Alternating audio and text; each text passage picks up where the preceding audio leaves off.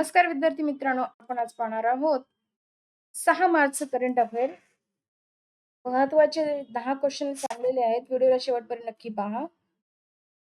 चला तर मग व्हिडिओला सुरुवात करूया. पहिला क्वेश्चन आहे, ICC T20 वर्ल्ड कपच्या इतिहासातील सर्वात वेगवान शतक झळकावणारा फलंदाज फिन ॲलन हा कोणत्या देशाचा खेळाडू आहे? हे नाव काय खेळाडूचं? न्यूझीलंडचं आहे. फिन ॲलन आत्ताच नुकतंच सेमीफायनल झाले, तेव्हा त्यांनी 33 बॉलमध्ये काहीतरी 100 रन काढले होते. न्यूझीलंडचा सलामीवीर फिन ॲलन याने T20 विश्वचषकात सर्वात वेगवान शतकाचा विक्रम प्रस्थापित केला आहे. ठीक आहे, नाव आज लक्षात असू द्या. फिन ॲलन आणि कुठला आहे तो? न्यूझीलंडचा. पुढचा प्रश्न, world obesity atlas 2026 world obesity atlas 2026 नुसार मुलांमधील लठ्ठपणाच्या बाबतीत भारत जगात कितवा क्रमांकावर आहे? तर तो आहे दुसऱ्या क्रमांकावर. पहिल्या क्रमांकावर चीन आहे. या अहवालानुसार मुलांमधील वाढते वजन आणि लठ्ठपणाच्या बाबतीत भारत जगात दुसऱ्या स्थानावर आहे, जी एक गंभीर आरोग्य समस्या बनत आहे. लक्षात असू द्या, गंभीर आरोग्य समस्या आहे. फास्ट फूड, जंक फूड याच्यामुळे हा त्रास होतो. त्याच्यानंतर मग शुगर वगैरे होत असते, ओबेसिटी वाढली की. जगात दुसरा नंबर आहे भारताचा आणि पहिला चायनाचा आहे. दुसरा प्रश्न, जागतिक आरोग्य संघटनाद्वारे कुष्ठरोग मुक्त घोषित करण्यात आलेले अमेरिकन खंडातील पहिला देश कोणता ठरला आहे? लक्षात असू, कुष्ठरोग मुक्त ठरवलेला आहे त्याला. ठीक आहे, WHO ने. तर तो कोलंबिया. ठीक आहे, कोलंबिया अमेरिकन महाद्वीपातील पहिला देश ठरला आहे ज्याने कुष्ठरोगाची निर्मूलन केल्याचे WHO ने अधिकृतपणे मान्य केले अधिकृतपणे WHO ने. ठीक आहे, लक्षात असू, कोलंबिया.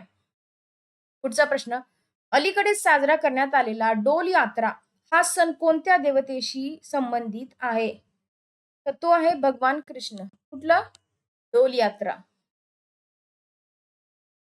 डोल यात्रा हा प्रामुख्याने पश्चिम बंगाल आणि ओडिशामध्ये साजरा केला जाणारा सण असून तो भगवान श्रीकृष्ण आणि राधा यांच्या प्रेमाचे प्रतीक मानला जातो.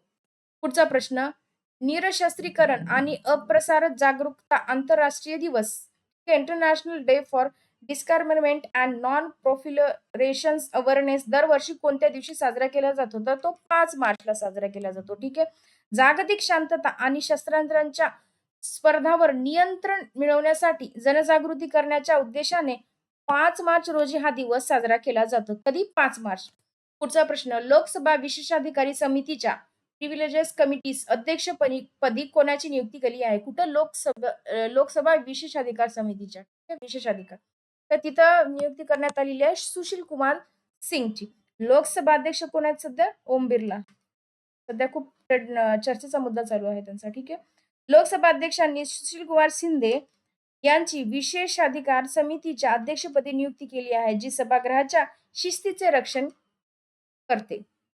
पुढचा प्रश्न, एच.के. दुआ यांचे नुकतेच निधन झालेले आहे, ते कोणत्या क्षेत्राशी संबंध होते? नाव काय आहे त्यांचं? एच.के. दुआ. तर ते पत्रकारिता संबंधित होते. हे भारतातील प्रख्यात पत्रकार, संपादक आणि माजी राज्यसभा सदस्यही होते. त्यांनी अनेक नामांकित वृत्तपत्रांशी संपादक म्हणून काम केलेलं आहे. ठीक आहे, नाव काय आहे? एच.के. दुआ. नुकतंच निधन झाले त्यांचं. पुढचा प्रश्न, जनजातीय कला महोत्सव 2026. जनजातीय कला महोत्सव हे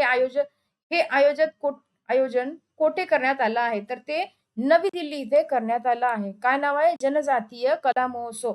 आदिवासी संस्कृती आणि कलाकुसरींना प्रोत्साहन देण्यासाठी नवी दिल्ली येथे हा भव्य महोत्सवाचे आयोजन करण्यात आलं आहे. कुठं? नवी दिल्ली येथे.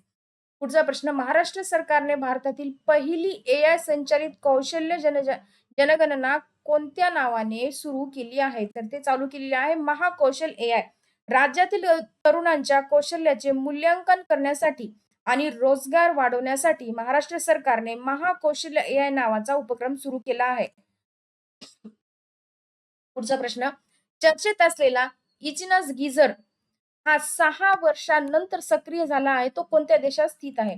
तर तो अमेरिका, USA अमेरिकेतील येलोस्टोन नॅशनल पार्क मधील प्रसिद्ध इचिनस गीझर 6 वर्षाच्या शांततेनंतर पुन्हा एकदा सक्रिय झाला आहे. तो म्हणजे असे फवारे असतात ना, तसे येतात, तर पण ते गरम पाण्याचे येतात. 6 वर्षानंतर तो पुन्हा एकदा सक्रिय झालेला आहे. कुठे आहे तो? अमेरिकेत.